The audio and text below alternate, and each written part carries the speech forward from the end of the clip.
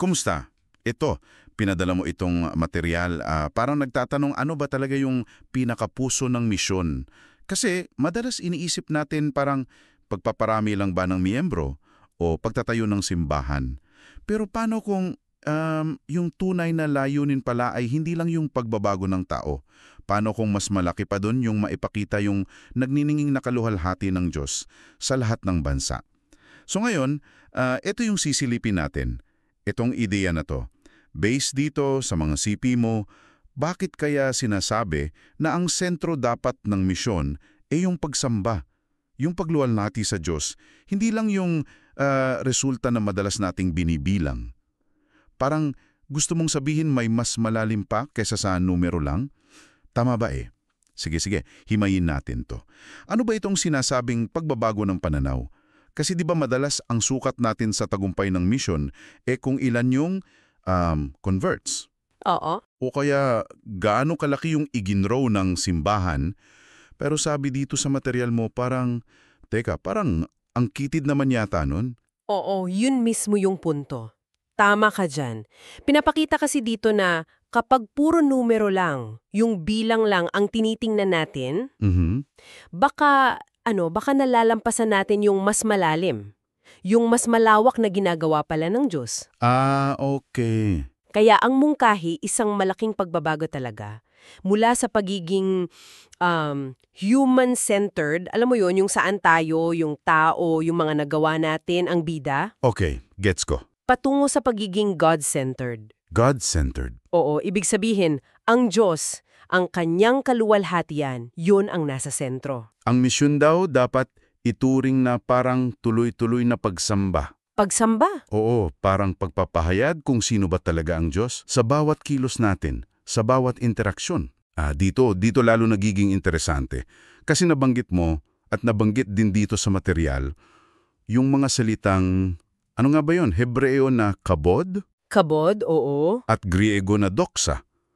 Parang ang bigat pakinggan. Ano ang koneksyon nito sa pagiging God-centered na misyon? Alam mo, ang ganda niyan eh. Kasi yung kabod, hindi lang siya basta kaluwalhatian na parang liwanag lang. Okay. Ang literal na meaning niyan sa Hebreo ay bigat. Bigat? Talaga? Oo, bigat, dangal, halaga. Tumutukoy siya sa mismong diwa, sa kabanalan ng Diyos.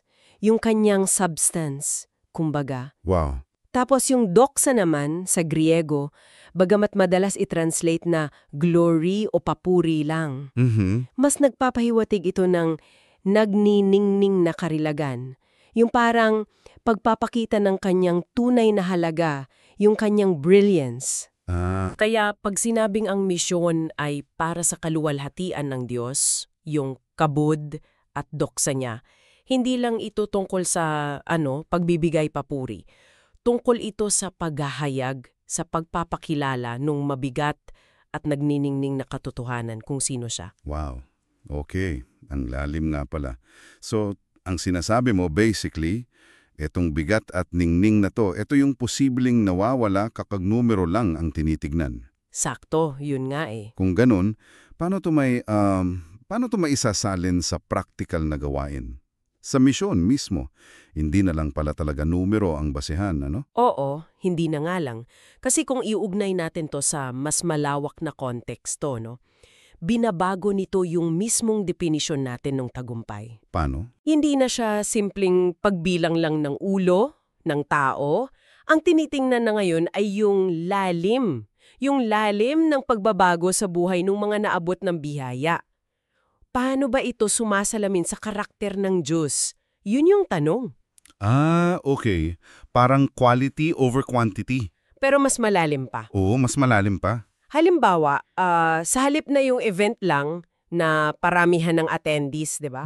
Yung laging goal, Mas mahalaga na raw yung pagbuo ng mga community initiative. Yung mga programa na isinasama yung lokal na kultura sa pagsamba. Kasi pinapakita nun na pinapahalagahan ng Diyos ang bawat kultura. gets. O kaya naman sa personal na level, yung paglilinang ng mga gawi, sa panalangin, sa sining, sa paglilingkod sa kapwa. Na parang sa bawat ginagawa natin, pinipinta natin yung kagandahan at kabutihan ng Diyos sa araw-araw. Parang kung dati para tayong event organizer na nagbibilang ng attendees. Oo, parang ganun. Ngayon daw parang mas nagiging mga alagad ng sining na tumutulong ipinta yung kagandahan ng lumika. Exactly. Ang ganda ng pagkakasabi mo. Yan nga yun. At may isang napakalakas na linya dito sa material mo.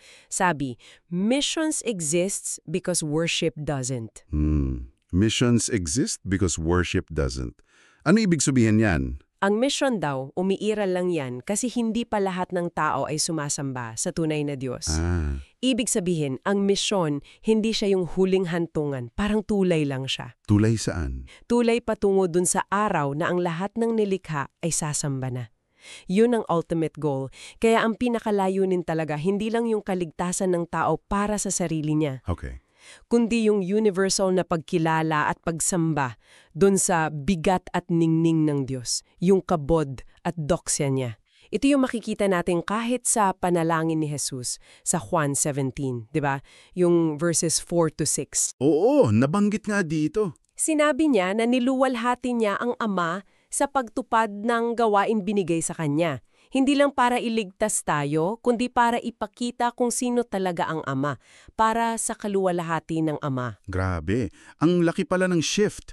So okay, ano ngayon ang ibig sabihin ng lahat ng ito para sa'yo na nakikinig sa atin ngayon?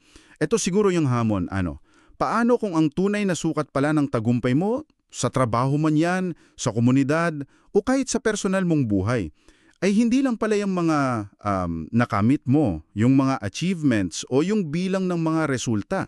Paano kung ang mas mahalagang sukatan pala ay kung gaano mo kalinaw na naipapakita na isa sa buhay at naituturo sa iba yung isang mas mataas na layunin, yung layunin na kasentro talaga sa kaluwalhati ng Diyos? Oo. At bilang pangwakas na pag-iisipan para sa'yo, kung totoo ngang ang pangunahing layunin ng lahat ng bagay, kasama na ang misyon, ang trabaho mo, ang pamilya mo, ay ang pagsamba at pagluwalhati sa Diyos. Paano kaya nito maaaring baguhin, hindi lang yung mga ginagawa mo araw-araw, yung mga proyekto mo, kundi pati na rin yung pagtingin mo sa sarili mong kwento, sa sarili mong buhay.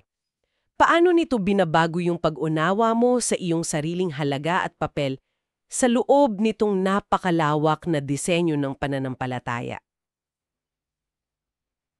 Yun siguro.